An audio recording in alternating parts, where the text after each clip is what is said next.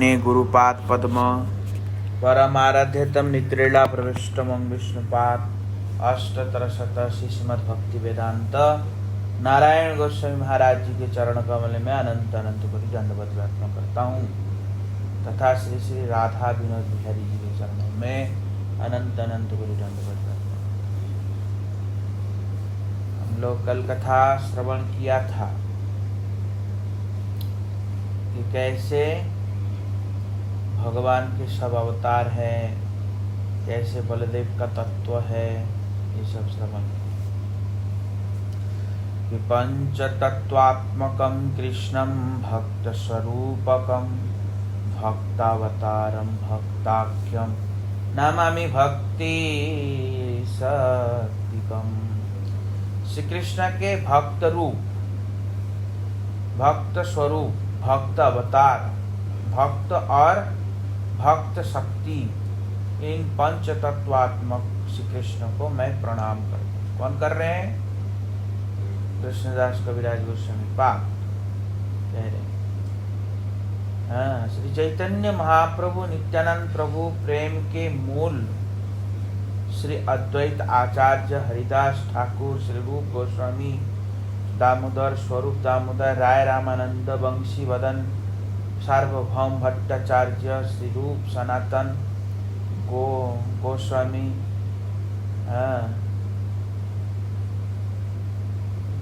भाताद्वय श्री रघुनाथ दास गोस्वामी, श्री जीव गोस्वामी, श्री गोपाल भट्ट गोस्वामी, श्री रघुनाथ भट्ट गोस्वामी, श्री शिवानंद सेन, ऐसे जितने भी गौड़िया वैष्णव हैं उन सबको प्रणाम करते हुए श्री भार्ष भानवी देवी दैत श्री विषभानु महाराज जी की पुत्री श्रीमती राधा जी के प्रिय श्री कृष्णदास श्री भक्ति सिद्धांत सरस्वती प्रभुपाद कामना करता। प्रभुपाद जी खुद कह रहे, भक्ति सिद्धांत श्री प्रभुपाद जी कह रहे, सबको प्रणाम करते हुए उनके चरणों में प्रार्थना करते हुए प्रभुपाद जी कह रहे हैं, हरि भक्त जनों की सेवा की आशा और भक्ति वृद्धि की अभिलाषा से मैं अमृत प्रवाह भाष्य की अनुगत होकर गौर जनों को शास्त्रों को देकर उनके अनुसार उनके अनुगत अनुभाष्य लिख रहा। इसमें टीका है अनुभाष्य टीका। वो टीका कौन लिख रहे हैं? भक्ति सिद्धांत श्रील प्रभुपाद जी। तो कह रहे उनके अनुभाष्य लिख रहा हूँ। ग्रंथ के मंगलाचरण के उद्देश्य से ग्रंथकार ने आरंभ में 14 श्लोक लिखे। आरंभ में कितने श्लोक लिखा है? 14 श्लोक। उनमें ग्रंथ की प्रतिपाद्य वस्तु का निर्देश, श्रोताओं को आशीर्वाद और इष्ट देव को नमस्कार किया है। ग्रंथ का प्रतिपाद्य विषय क्या है, उसके ऊपर मंगलाचरण, श्रोताओं को आशीर्वाद, जो कथा श्रवण करेंगे उनको क्या है? आशीर्वाद। हरिनाम बाद में करना है। तो क्या है? आशीर्वादात्मक और ग्रंथ के इष्ट देव को नमस्कार। आदि लीला के पहले 7 अध्याय में क्रमशः इनकी विस्तृत व्याख्या है। आदि लीला में 7 अध्यायों में क्रमशः इनका विस्तृत व्याख्या, ऐसे कह रहे। इसलिए कह रहे जयता। अब ये अनुभाष्य टीका कौन लिख रहे हैं? भक्ति सिद्धांत श्री प्रभुपाद जी। अनुभाष्य टीका लिखने से पहले वो भी जय दिया। किस किस का जय दिया? कि जयताम सुरतौ पंगर मम मंद मतेर्गति मत सर्वस्व पादम भुजौ राधा मदन मनहु। ये श्लोक याद करना चाहिए। ये मदन मोहन के प्रणाम मंत्र है। क्या है? मदन मोहन के प्रणाम मंत्र है। तो क्या कह रहे हैं? मैं पंगु, क्या हूं? पंगु। पंगु और अंधमति। हम क्या हैं? वास्तविक में पंगु और अंधमति है। अंधमति मतलब, मति मतलब बुद्धि। हमारी बुद्धि कैसी है? हमारी बुद्धि अंधमति। अंधमति मतलब हमारी बुद्धि बिल्कुल अंधकारमय है। तमहमति, हमारी बुद्धि अच्छी नहीं है। हमारी बुद्धि भी अच्छी नहीं है।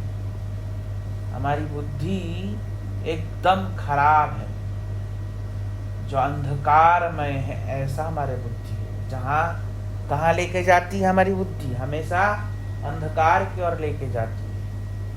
हमेशा कहाँ लेके जाती है? अंधकार की ओर। हमेशा नाश की ओर ले जाती है हमारी मति बुद्धि। हमेशा कहाँ ले जाती है? नाश की ओर। तो इसलिए कह रहे मैं अंधमति, जो मेरी एकमात्र गति है और जिनके चरण कमल में मेरी समस्त धन है, वे परम कृपालु श्री राधा मदन मोहन जय युक्त हो। जिनके कृपा से मेरी मति सुधर सकती है, ऐसे श्री राधा मदन मोहन का क्या हो? जय हो। ग्रंथकार के द्वारा स्वरचित श्लोक। ये जो श्लोक है, ये किसने लिखा है? नहीं, कृष्णदास कविराज गोस्वामी अनु अमृत प्रभा भाष्य में पंगु और ये कह रहे हैं। ये क्या कह रहे हैं? अनुभाष्य यह ग्रंथकार के द्वारा स्वरचित श्लोक।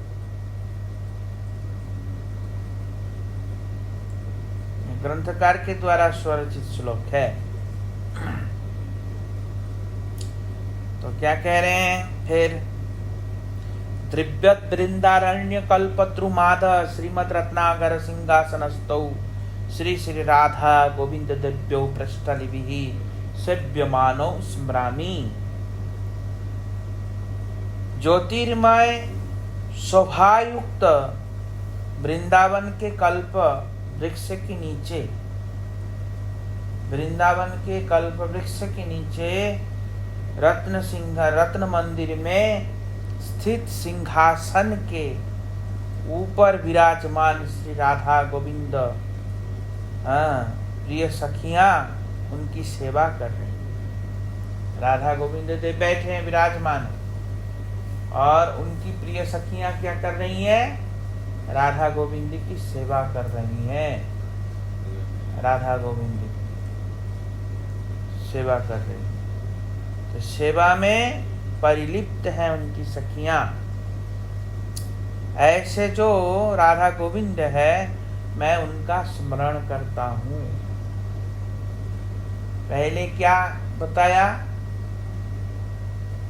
मेरे मति सुधरे। और दूसरे में श्लोक में क्या बता रहे हैं? सेवा की अभिलाषा दिखा रहे हैं। इसमें क्या दिखा रहे हैं? सेवा की अभिलाषा। पहले में संबंध हो कृष्ण के साथ, मति मेरा कृष्ण से जुड़े, समझ में आया? दूसरे में पहला क्या है? संबंध देवता। ये जो श्लोक है, ये संबंध देवता का श्लोक। दूसरा श्लोक है अभिधेय देवता का श्लोक। अभिधेय क्या है? सेवा ही अभिधेय है, इसलिए यहाँ सेवा दिखा रहे हैं। समझ में आया? अब तीसरा श्लोक में श्रीमन रास रंभी वंशी वट तटस्थित कर्षण वेणु स्वर्णिर गोपीर गोपीर नाथ श्रेयस्तु नः, श्रेयस्तु नः। तो ये तीसरा श्लोक है। क्या कह रहे?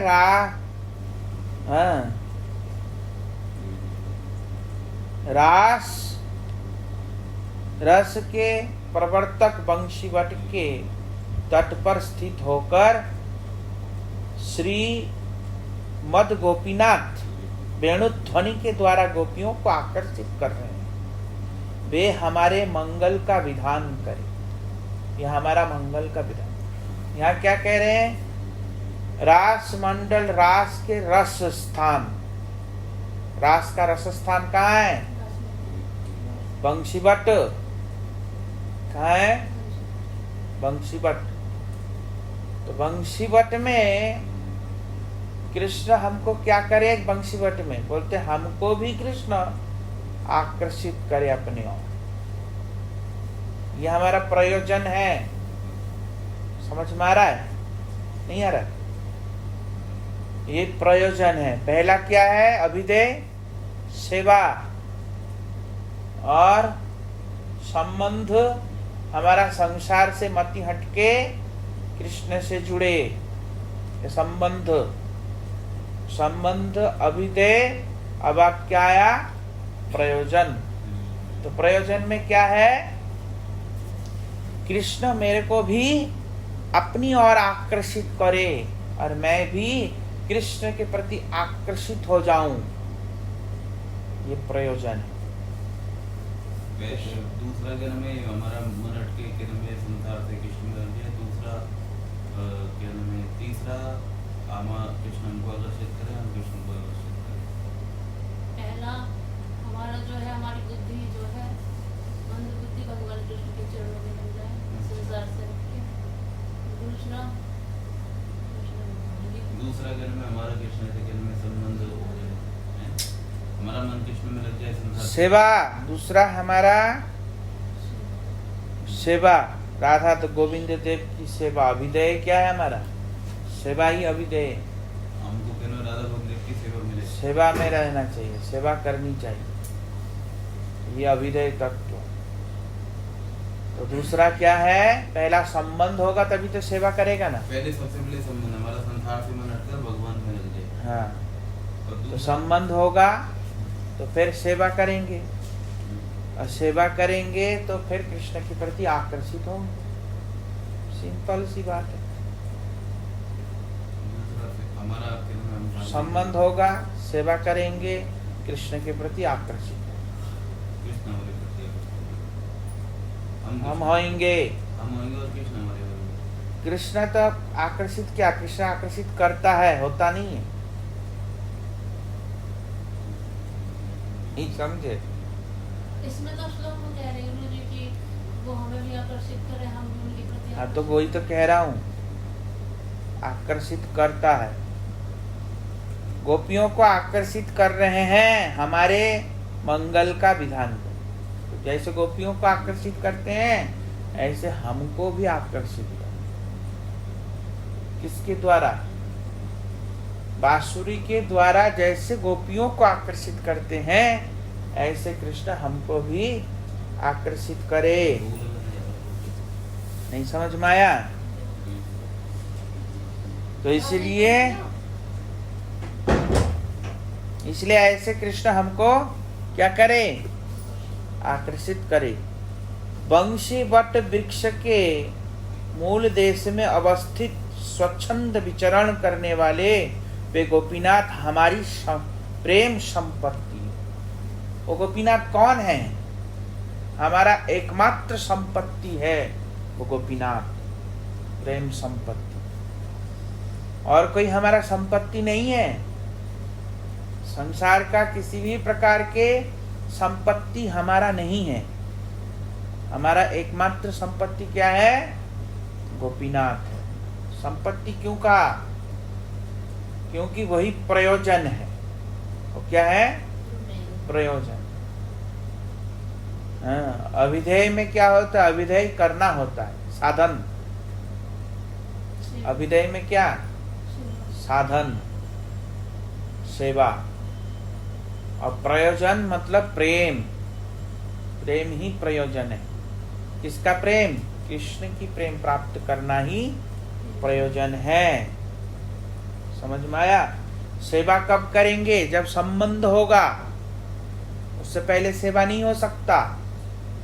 तो संबंध के देवता कौन है?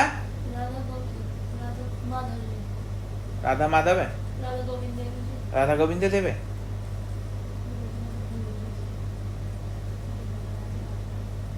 ऐसे भूल जाना बार बार, अब नहीं बता, 10-10 बार बता दिया। राधा मदन मोहन। हाँ, जय जय श्री चैतन्य, जय नित्यानंद, जय द्वैत चंद्र, जय गौर भक्त वृंद। क्या कह रहे हैं? महाप्रभु श्री चैतन्य देव का जय हो, नित्यानंद प्रभु की जय हो, श्री अद्वैत चंद्र की जय हो, श्री गौर भक्त वृंद का भी जय हो। এই तीन ठाकुर गौड़िया के करियाছেন आत्मसात, এই तीनेर चरणे वंद तीने मोर नाथ। क्या कह रहे हैं? ये जो तीन ठाकुर है, कौन? राधा, मदन मोहन, गोविंद, गोपीनाथ। ये तीन ठाकुर, मदन मोहन, गोविंद, गोपीनाथ, ये जो तीन ठाकुर है, ये गौड़ीय वैष्णव का क्या है? ये तीन ठाकुर गौड़ीय भक्तों को अपनी अपनी सेवा में अधिकार प्रदान करते हैं। ये तीनों ठाकुर, हाँ, जिन जन के निज जन के रूप में अंगीकार किया है। गौड़िया जनों ने क्या किया? इनको निज जन के रूप में अंगीकार किया है। मैं इन तीनों ठाकुर के चरणों की वंदना करता हूं, क्योंकि वे ही मेरे नाथ हैं। ये तीनों ठाकुर की वंदना क्यों करते हैं? क्योंकि ये हमारे नाथ है। गौड़िया वैष्णव के सेव्य अष्टादश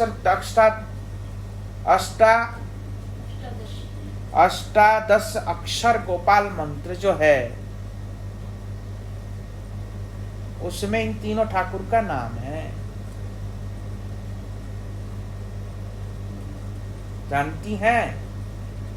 जानते हैं? कौन कौन? ये घर में कृष्ण से राधा मदन मोहन, गोविंद से गोविंद, गोपी से गोपी। नहीं समझ में आया? अष्टादक्षर जो गोपाल मंत्र है, कृष्ण से मदन मोहन, कृष्ण संबंध देवता, और गोविंद कृष्ण गोविंदा नहीं है, तो गोविंद से राधा गोविंद देव, और गोपीजन वल्लभ से गोपीनाथ। हाँ, गोपी से गोपीनाथ बोलता था, और जन से घर में जो जन है उनके गुरु जी, और वल्लभ भाई से राधा। समझे? तो ऐसा है। ये गौड़िया वैष्णव संप्रदाय का अष्टादक्षर गोपाल मंत्र में ये सब है। तो क्या कह रहे हैं? श्रीमान महाप्रभु के उपदेश अनुसार तीन तत्व संबंध, अभिदय, प्रयोजन, आश्रय, भगवत विग्रह स्वरूप ये तीन ठाकुर वृंदावन के अधिदेव है।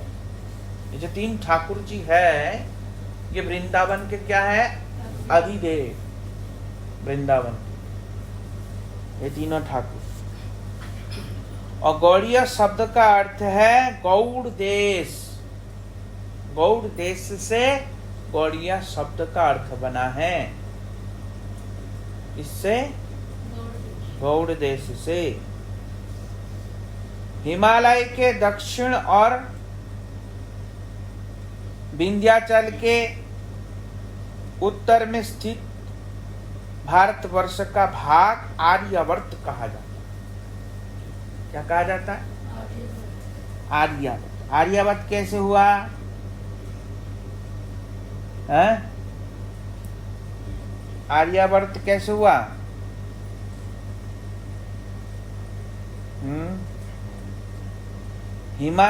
हिमाचल का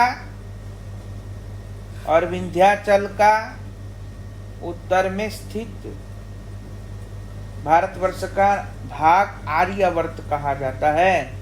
यह 5 गौड़ देशों में विभाजित है। यह 5 गौड़ देशों में विभाजित है। सारस्वत क्या क्या है? सारस्वत, कान्यकुब्ज उत्तर प्रदेश स्थित लखनऊ इत्यादि, और मध्य गौड़ मैथिल और उत्कल प्रदेश उड़ीसा और बंगाल। क्या क्या हुआ?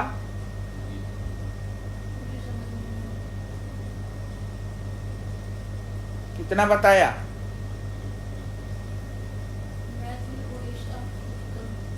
सारस्वत, कान्यकुब्ज मतलब दक्षिण भारत, या कान्यकुब्ज का मतलब उत्तर प्रदेश, और मध्य गौड़ मतलब दक्षिण, मैथिल और उत्कल, समझे, और बंगाल। कितना हो गया? 6 नहीं, 5। सारस्वत, दूसरा उत्तर प्रदेश,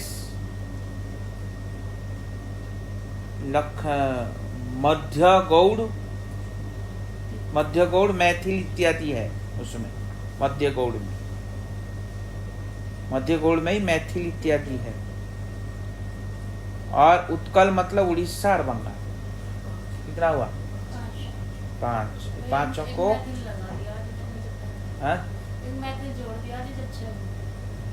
पांचों को गौड़ देश कहा जाता है। समझ में आया? इन पांचों को उत्तर प्रदेश को भी गौड़ देश। हाँ, उत्तर प्रदेश को गौड़ देश बोलते हैं। इसमें ऐसे ही लिखा है। क्या लिखा है? सारस्वत, कान्यकुब्ज को लक्ष्मणावती उत्तर प्रदेश स्थित लखनऊ। लखनऊ। हाँ, तो वो लखनऊ तक होएगा वो गौड़ देश। हाँ, यहाँ नहीं होएगा।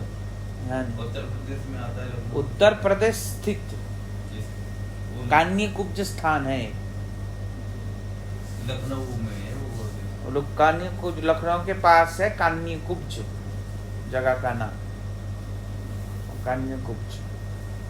और बिहार मैथिल है ना, मैथिल बिहार में है ना।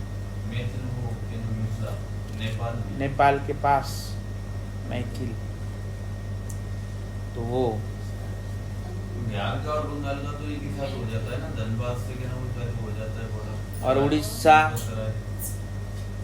उत्तर के बाद तो मुझे बंगाल है। सारस्वत के मतलब शायद दक्षिण।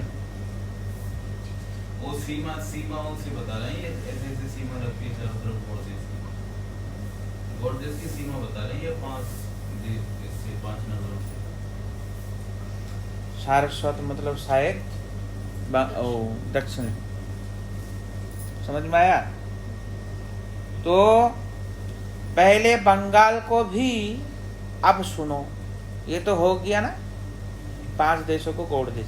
दूसरा, जैसे बंगाल को भी कोई लोग गौड़ देश कहते हैं, कोई लोग बंगाल को भी गौड़ देश कहते हैं। विशेषतः पूर्व काल में बंगाल की राजधानी का नाम गौड़ था। क्या समझ में आया? पूर्व में, अभी तो बंगाल नाम हुआ, इससे पहले बंगाल का राजधानी का नाम गौड़ था। क्या था? वही पहले गौड़पुर था। वो पहले क्या था? गौड़पुर था। बाद में मायापुर हुआ। गौड़पुर से बाद में मायापुर हुआ। की राजधानी गौड़पुर था। मायापुर हुआ है, नाम से प्रसिद्ध हुआ है। जिस प्रकार उत्कल के भक्त या उत्कल के लोग उनको क्या कहते हैं? उड़ीसा, उड़ीसा के भक्त ऐसे कहते हैं ना। और द्राविड़ देश के दक्षिण भारत के भक्तों को द्रविड़ी क्या कहते हैं? द्राविड़ी भक्त। द्रविड़ देश के भक्तों को क्या कहते हैं? द्राविड़ी भक्त। अब सब में डी आ रहा है ना, समझ में आ रहा है कि नहीं?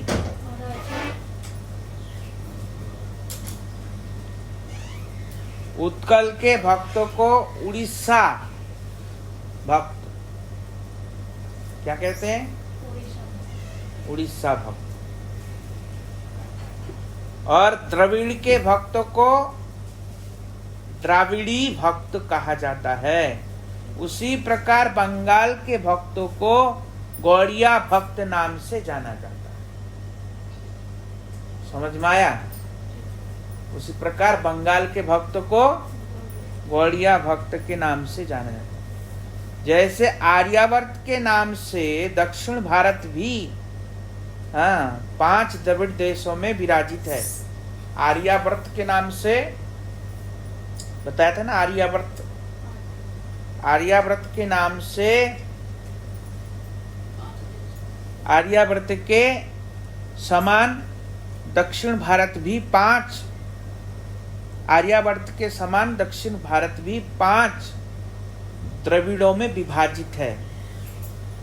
5 द्रविड़ों में विभाजित। द्रविड़ देश जो दक्षिण भारत का देश है वो भी 5 देशों में विभाजित है। कलियुग में चारों संप्रदायों के प्रथम आचार्यों ने द्रविड़ देश में जन्म लिया। कहाँ जन्म लिया? द्रविड़ देश में जन्म लिया था। श्री रामानुचार्य दक्षिण आंध्र प्रदेश के महाभूतपुरी में आविर्भाव हुआ। वर्तमान में इसका नाम चेन्नई है। वर्तमान में क्या है? चेन्नई। निकट पेरुम बुदुर इसका नाम भी है, गांव का नाम। समझ में आया? श्री मध्वाचार्य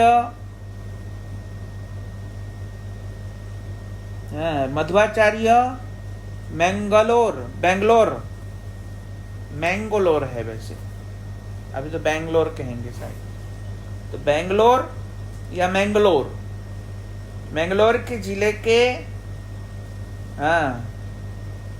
विमानगिरी निकट वर्तमान में कर्नाटक राज्य में उडुपी आता है। कर्नाटक राज्य में है, उडुपी आता है। पाचकम क्षेत्र में इनका जन्म हुआ था। कौन सा क्षेत्र? पाचकम क्षेत्र बताया था ना पहले। बाचकम भी कहते हैं, पाचकम क्षेत्र भी कहते हैं। इनका जन्म हुआ था जहां वहां बट वृक्ष था, जो डंडी गाड़ दिया था उन्होंने, बट वृक्ष हरा भरा हो गया। उन्होंने कहा था समस्त पृथ्वी को मैं ऐसे ही हरा भरा कर दूंगा, भक्ति से आप प्लावित करो। तो उनकी भविष्यवाणी अभी फलीभूत हो रहा है गौड़िया संप्रदाय के माध्यम से। नहीं हो रहा है? तो निम्बादित्य आचार्य दक्षिणापथ के मुंगेर पत्तन ग्राम में, निम्बादित्य कहाँ पे हुआ? मुंगेर पत्तन गांव में, ग्राम में उनका जन्म। और विष्णु स्वामी पांड्य देश में आविर्भूत हुए। विष्णु स्वामी कहाँ हुए? पांड्य देश में। यद्यपि श्रीमद महाप्रभु ने श्री मध्व संप्रदाय को स्वीकार किया, तथापि श्री मध्वाचार्य का मत के तत्ववाद की शाखा का अवलंबन करने वाले वैष्णव आचार्य द्राविड़ी है। मध्वाचार्य के तत्वावलंबन को शाखा जो द्रविड़ देश में है, कहाँ पे? उडुपी के साइड में हमारा संप्रदाय का लोग है। तो वो लोग अपने आप को द्राविड़ी वैष्णव कहते हैं। कौन से वैष्णव? द्राविड़ी। हाँ, वैष्णवाचार्य द्राविड़ी है। इसलिए श्री गौर हरि के चरणाश्रित संप्रदाय को गौड़ीय कहा जाता है। जो गौर हरि के चरणाश्रित है उनको क्या कहते हैं? गौड़ीय। विशेषतः श्री अनंत तीर्थ पूर्ण प्रज्ञ, ये कौन है अनंत तीर्थ? ये हमारी गुरु हमारी गुरु परंपरा में नहीं है। अनंत तीर्थ मध्वाचार्य जी का नाम है, बताया था पहले 4 संप्रदाय के उसमें। पूर्ण प्रज्ञ भी उनका नाम है, अनंत तीर्थ। तो अनंत तीर्थ किसका नाम है? मध्वाचार्य जी। तीर्थ का मतलब क्या होता है? सन्यास का नाम होता है ना। अरण्य, पर्वत, गिरि, पुरी, सरस्वती, भारती। समझ में आया? उनके सन्यास का नाम है पर्वत, वन, अनंत तीर्थ मध्वाचार्य जी के। और पूर्ण प्रज्ञ भी उनका नाम है, और मध्वाचार्य भी उनका नाम है। एक अन्य नाम उनका गौर, श्री गौड़ पूर्णानंद भी है। मध्वाचार्य जी का एक अन्य नाम क्या है? गौड़ पूर्णानंद भी है। गौड़ पूर्णानंद। हाँ, समझ में आया? क्या नाम है? गौड़ पूर्णानंद। पूर्णानंद भी है। इसीलिए श्री गौर भक्तों को माधव गौड़ीय नाम से जाना जाता है। समझ में आया? मध्वाचार्य जी 3 का में बता दिए गुरुजी। है 3 में बता दिए। क्या? 3? एक तो जो उसका वो बताया महाप्रभु जी का कि पहले गौड़ था, हाँ, गौड़ था। ये एक ये मध्वाचार्य जी के उसमें बता दिया। एक और बताया। 4 बताया है। गौड़ देश है इसलिए गौड़ीय संप्रदाय। दूसरा ध्यान रखना, गौड़ देश है इसलिए गौड़ीय संप्रदाय, ठीक है। और बंगाल को पहले गौड़पुर कहा जाता था। बंगाल की पूर्व राजधानी पहले नाम था गौड़पुर, इसलिए गौड़िया। जैसे उड़ीसा का उड़िया भक्त, द्राविड़ी की द्राविड़ी भक्त, ऐसे गौड़ देश के भक्त गौड़ देश के भक्त होने के कारण गौड़िया। समझ में आया? गौड़िया भक्त बंगाल की पूर्व राजधानी है, इस नाम से था। कौन से नाम? गौड़पुर। तीसरा महाप्रभु के भक्त होने के कारण, महाप्रभु के चरणाश्रित होने के कारण गौड़िया। चौथा है मध्वाचार्य जी का नाम भी गौड़ पूर्णानंद था, इसलिए भी गौड़िया संप्रदाय है। समझ में आया? नहीं आया? है? इसलिए ये गौड़िया संप्रदाय है। इसलिए हमारा क्या है? हाँ, गौर हरि के भक्तों को माधव गौड़िया नाम से जाना जाता है। ब्रह्म मध्व गौड़िया संप्रदाय नहीं कहते, इसलिए इस नाम से जाना जाता है। ग्रंथेर आरंभे करी मंगला चरण गुरु वैष्णव भगवान तीनेर स्मरण। ग्रंथ आरंभ करने से पहले मंगलाचरण किया, हरि गुरु वैष्णव के तीनों का स्मरण किया। क्या कहा? गुरु वैष्णव भगवान, हरि गुरु वैष्णव तीनों का स्मरण किया। तीनेर स्मरण है विघ्ननाश, अनायासे है निज वांछित पुराण। इन तीनों का स्मरण करने से अनायास ही विघ्न का नाश हो जाता है। क्या होता है? अनायास ही विघ्न का नाश हो जाता है और वांछित, अपना निज वांछित पूर्ण हो जाता है। तो कृष्णदास कविराज गोस्वामी का वांछना क्या है? ये ग्रंथ शुश्रूषा रूप से पूर्ण हो जाए, ये उनकी वांछित है। तो इसलिए वांछा पूर्ण होता है। से मंगलाचरण है भी त्रिविध प्रकार, वस्तु निर्देश आशीर्वाद नमस्कार। मंगलाचरण 3 प्रकार के होते हैं। कितने प्रकार के? 3 प्रकार। सबसे पहले, ये संस्कृत में भी है ऐसा, मंगलाचरण 3 प्रकार का है ना। क्या क्या 3 प्रकार का है? वस्तु निर्देश आत्मक मंगलाचरण। क्या है? वस्तु निर्देशात्मक मंगलाचरण। आशीर्वाद आत्मक मंगलाचरण और एक है नमस्कार आत्मक मंगलाचरण। वस्तु निर्देशात्मक मंगलाचरण का मतलब क्या है? जिस वस्तु की कामना के लिए हम मंगलाचरण कर रहे हैं उसको वस्तु निर्देशक मंगलाचरण कहते हैं।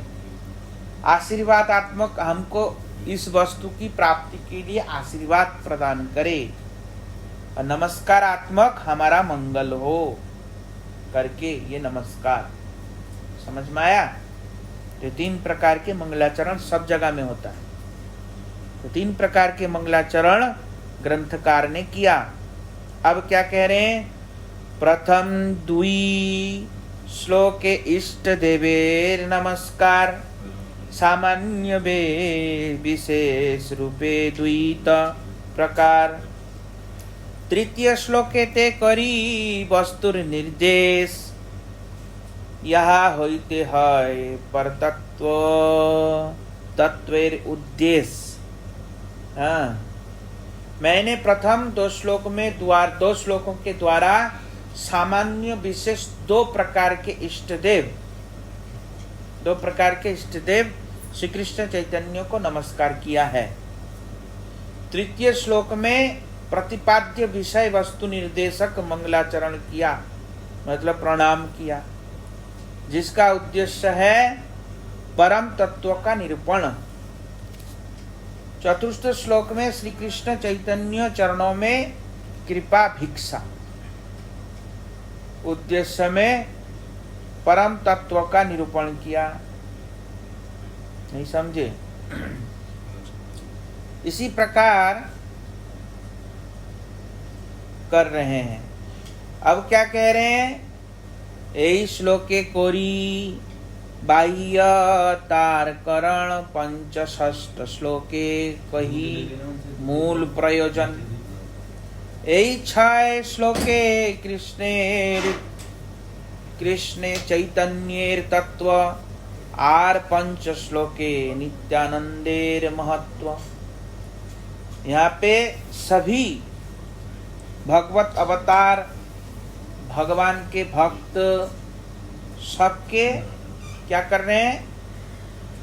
वंदना कर रहे हैं। क्या कर रहे हैं? सबका वंदना कर रहे हैं।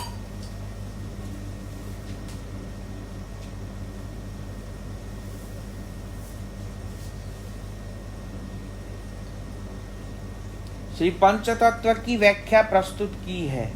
इस प्रकार मंगलाचरण रूपी 14 श्लोक में संपूर्ण परम वस्तु का निरूपण किया है। कितने श्लोक में किया? 14 श्लोक में। समस्त वैष्णव श्रोताओं को प्रणाम कर, समस्त वैष्णवों को भी प्रणाम किया, जो सुनने वाले हैं उनको भी प्रणाम किया। इन सब के श्लोक का मूल गुड़ अर्थ के विचार में प्रवृत्त हो रहा हूं। सभी वैष्णव जनों के चरणों में प्रार्थना करते हैं कि एकाग्र चित्त होकर के चैतन्य शास्त्रोचित निरूपण श्रवण करो। क्या कह रहे हैं? सभी श्रोताओं से भी प्रार्थना कर रहे हैं कि तुम लोग सब एकाग्र चित्त होकर के इसको श्रवण करो। कृष्ण गुरुद्वय भक्त अवतार प्रकाश शक्ति यही 6 रूपे करे विलास। यही 6 तत्व करी चरण बंधन प्रथमे सामान्य करी मंगलाचरण। क्या कह रहे हैं? श्री कृष्ण स्वयं 2 प्रकार के गुरु हैं। श्री कृष्ण क्या है? 2 प्रकार के गुरु। कौन कौन से?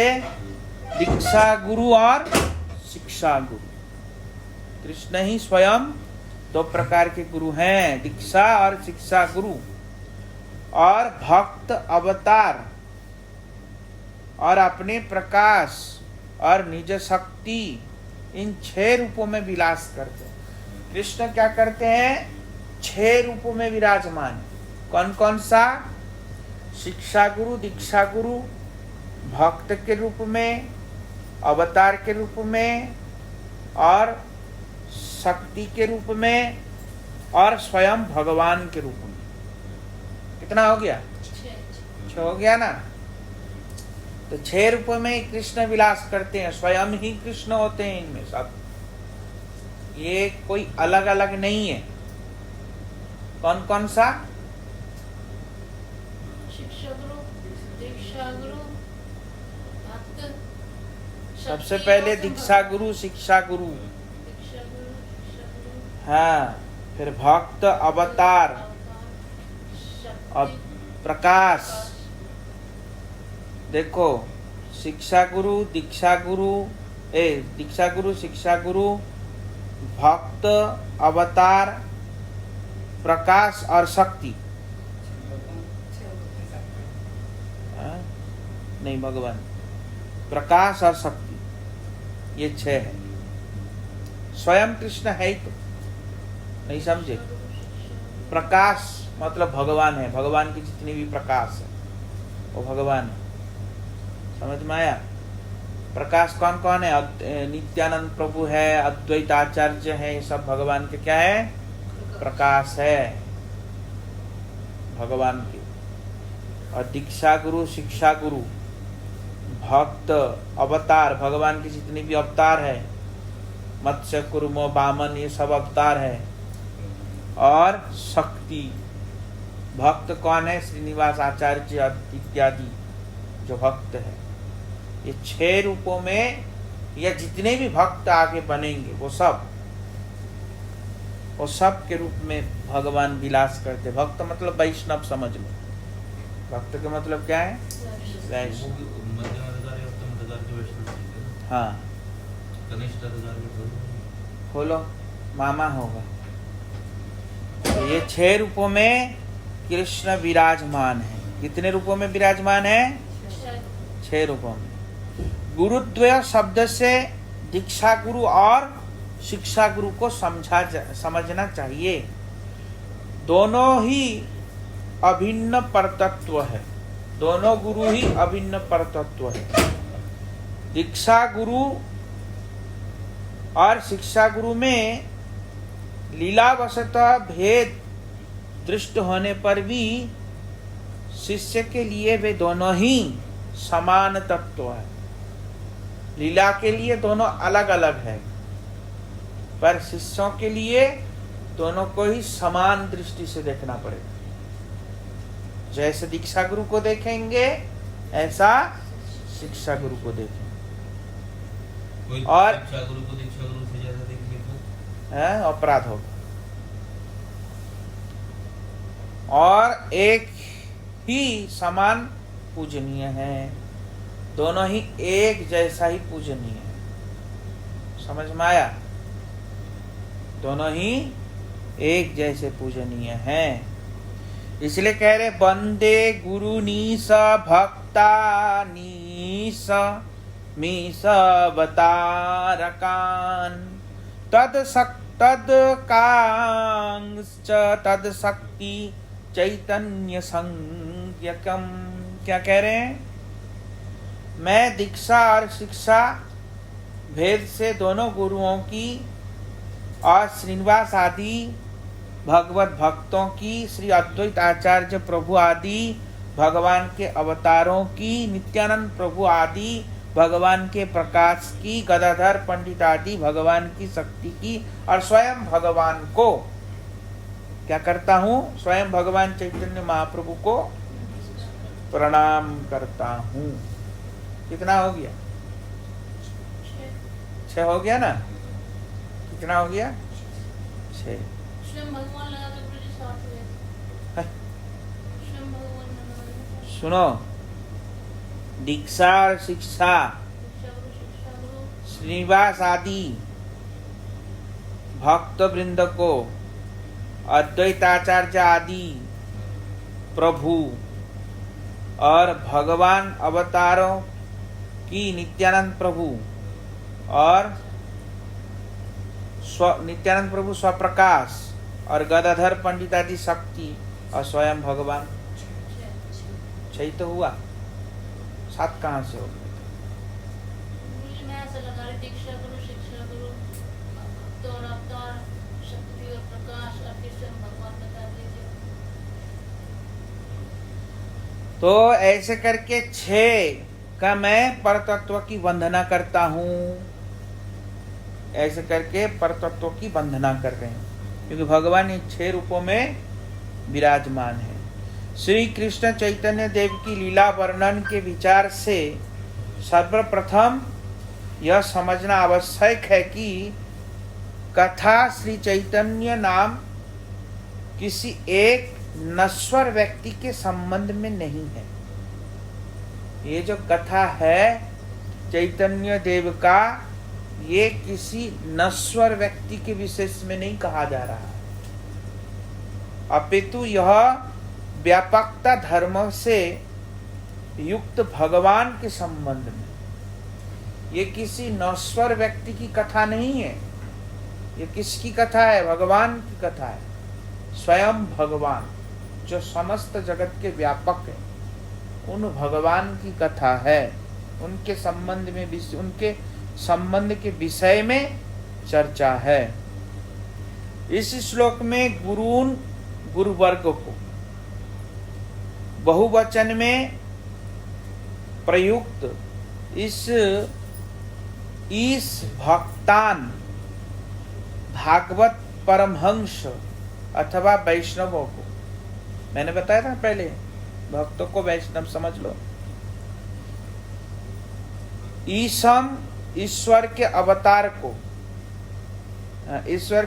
को एक वचन में, और ईश्वर को एक वचन में, और ईश्वर अवतार को प्रकाशन इनके तद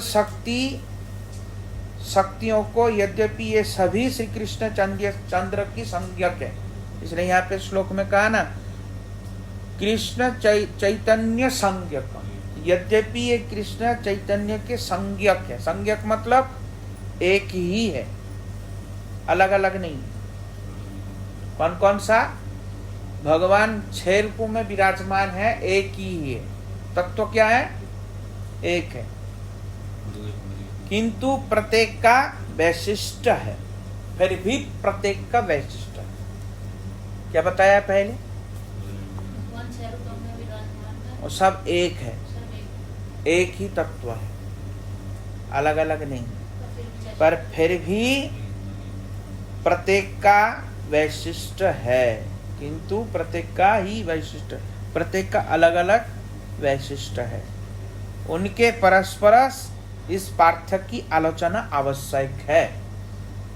इसलिए उनके जो परस्पर की संबंध है, उनके विषय में आलोचना करना आवश्यक है। समझ में आया? नहीं आ रहा है? आ रहा है? आ रहा है? श्री कृष्ण स्मृति के अभाव में मायाबद्ध जीवों का अहंकार धर्म प्रबल होकर मैं करता हूँ ऐसी बुद्धि प्रबल हो जाती है। इसलिए श्री कृष्ण अपनी श्री चैतन्य देव मूर्ति में गुरु का वेश स्वयं ही नित्य काल के लिए धारण करते हैं। जीव बहुत अहंकारी होता है शुरू से। बद्ध जी, मैं सब कुछ जानता हूं। कोई भी शुरू में आता है, देखना, अपने आप को सोचता है मैं बहुत जानता हूं। ऐसा कोई संसार की जीव नहीं है। जब पहली बार जिससे मिलोगे ना, वो ऐसा दर्शाएगा कि मैं सब कुछ जानता हूं, तुमको ही सिखा दूंगा। पर जब धीरे धीरे मिलते मिलते पता चलता है नहीं, ये तो मेरे से भी बहुत जानता है, तब फिर धीरे धीरे झुकना शुरू करता है। तो झुकता नहीं। प्रारंभिक जीव किसी को पकड़ो, तब देखो पता चलेगा। नए नए को भक्त जब बनाते हैं, नहीं होता ऐसा, वो ऐसा ज्ञान देने लगता है, वो सोचेगा मैं इससे ज्यादा जानता हूँ, ये क्या जानता है मेरे सामने, मैं ही इसको सिखा दूँ। मैं जो सुना था यही था। मैं कहता था कि मैं गोड़िया मठ वालों से 10 प्रश्न पूछूंगा, उसमें से 2 के भी उत्तर दे देंगे तो मैं मान जाऊंगा, ये कुछ जानता। मेरे से ही नहीं तर्क कर पाता तो बताओ, नहीं समझे?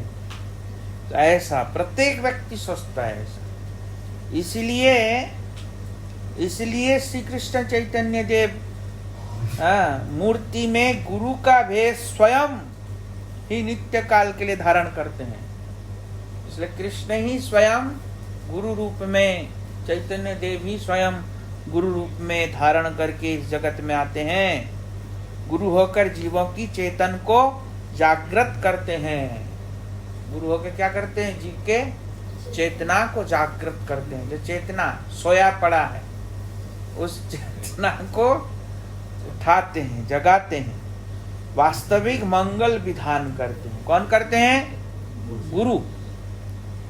गुरु को लघु जातीय मानकर चैतन्य, श्री कृष्ण चैतन्य से पृथक मानना उचित नहीं है। गुरु को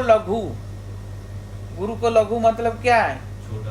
गुरु तो छोटा है, ऐसा जान के गुरु जी से मैं ज्यादा जानता हूँ, गुरु जी से मैं ज्यादा समझदार हूँ, गुरु जी को ज्यादा अच्छा सिखा सकता हूँ, ऐसी जो भावना है ना, तो क्या कह रहे हैं? और चैतन्य देव से अलग है। भगवान के प्रति तो बड़ी श्रद्धा है, गुरु जी के प्रति नहीं है।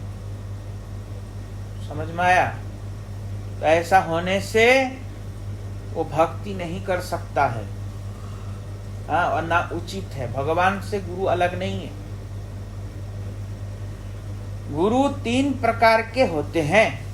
अब गुरु कितने प्रकार के होते हैं?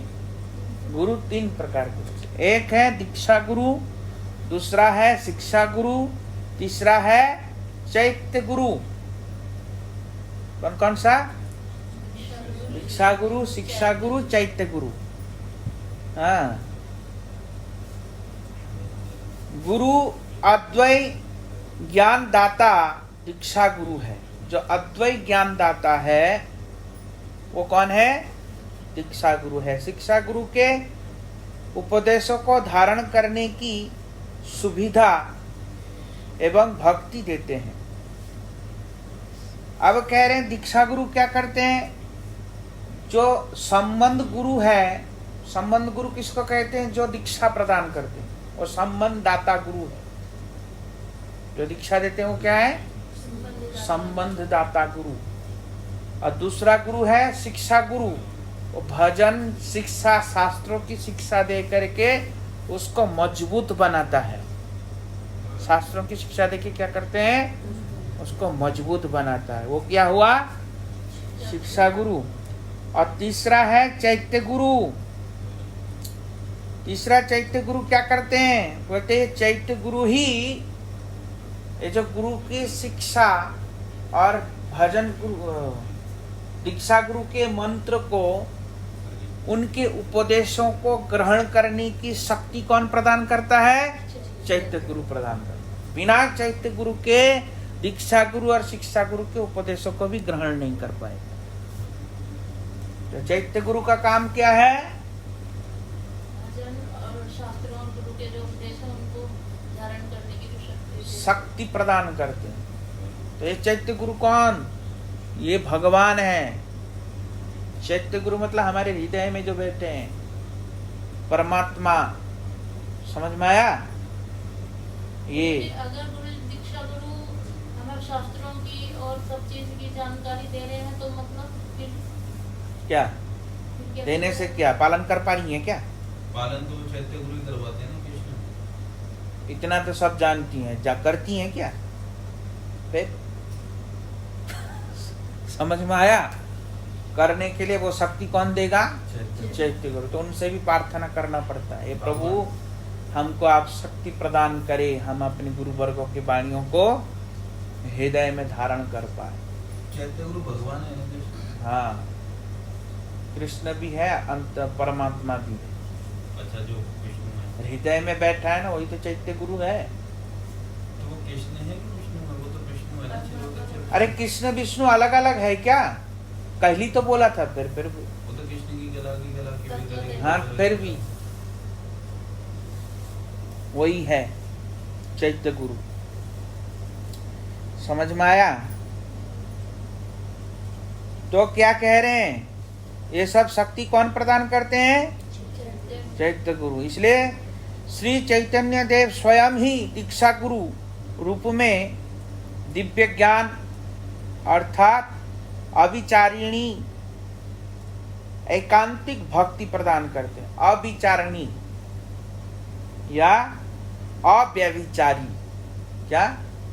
अव्यभिचारी भक्ति प्रदान करते हैं। कौन करते हैं? चैतन्य देव दीक्षा गुरु रूप में दिव्य ज्ञान और अव्यभिचारिणी भक्ति प्रदान करते हैं और अपने अभिन्न शिक्षा गुरु को भेजकर भक्ति की रक्षा करते हैं। शिक्षा गुरु को भेज के क्या करते हैं? भक्ति की रक्षा। तथा स्वयं चैत्य गुरु होकर, अब क्या कह रहे हैं? चैतन्य देवी क्या कह रहे हैं? चैतन्य देवी स्वयं चैत्य गुरु होकर के, चैत्य गुरु होकर सेवन मुख मुक्त जीव के हृदय में उस दीक्षा और शिक्षा को ग्रहण करने की शक्ति देते हैं। कौन देते हैं? चैतन्य महाप्रभु। नहीं समझे? पहले स्वयं चैतन्य महाप्रभु ही दीक्षा देते हैं। दूसरा महाप्रभु शिक्षा गुरु मतलब अपने से अभिन्न शिक्षा गुरु को भेज के क्या करते हैं? रक्षा करते हैं। और स्वयं चैत्य गुरु स्वयं चैतन्य महाप्रभु चैत्य गुरु रूप में उस शिक्षाओं को ग्रहण करने की शक्ति प्रदान करते हैं। आश्रय जातीय सेवक रूप में श्री चैतन्य देव गुरु श्री ईश्वरपुरी के अधीन स्वयं को लघु दिखाकर गुरु के अनुगत्य में आशीर्वाद की शिक्षा प्रदान की। इस चैतन्य महाप्रभु गुरु कौन है? ईश्वरपुरी पाद। और वहां अपने आप को लघु और ईश्वरपुरी पाद को गुरु मान के जगत को दिखा रही कि मैं इनसे शिक्षा ग्रहण कर रहा हूँ। हाँ, ऐसा दिखा रहे हैं ना। किंतु वास्तव में वे लघु नहीं, गुरु के भी गुरु हैं।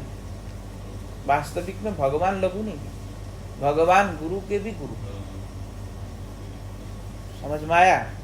जो उनके गुरु स्थानीय ज्ञान नहीं रखते वे भ्रमित होते हैं। जो व्यक्ति भगवान को गुरु रूप में नहीं मानता, गुरु मतलब क्या? बड़ा, गुरु मतलब भारी, गुरु मतलब विशाल, ये सब होता है अर्थ। समझ में आया? तो इसलिए जो भगवान को ऐसे नहीं मानता तो वो क्या है? वास्तविक में वो भ्रमित है। क्या है? भ्रमित है। चैतन्य गुरु की कृपा के बिना ये सब विचार उपलब्धि करना असंभव है। भगवान चैतन्य गुरु की कृपा के बिना ये सब तत्वों को धारण करना हृदय में असंभव है, धारण नहीं कर सकते हैं। इसलिए भगवान चैतन्य गुरु का कृपा होना आवश्यक है। यद्यपि अमार गुरु चैतन्य दास तथापि हमें जानी तहार प्रकाश। ये सब भाव लाना पड़ेगा। यद्यपि हम देखते हमारे गुरुजी तो चैतन्य का दास है, भगवान चैतन्य महाप्रभु के दास है, तब भी हमको ऐसा समझना पड़ेगा कि गुरुजी भगवान से अभिन्न प्रकाश है। क्या है? भगवान से अभिन्न प्रकाश। ऐसा अलग अलग दृष्टि से देखने से होगा नहीं। भगवान ने बोला नहीं समझ में आया? तब जाके हम भक्ति कर पाएंगे और नहीं तो नहीं कर पाएंगे। ठीक है? वांछा कल्पतरुश्च कृपा सिंधु पतितानां पावनेभ्यो वैष्णवेभ्यो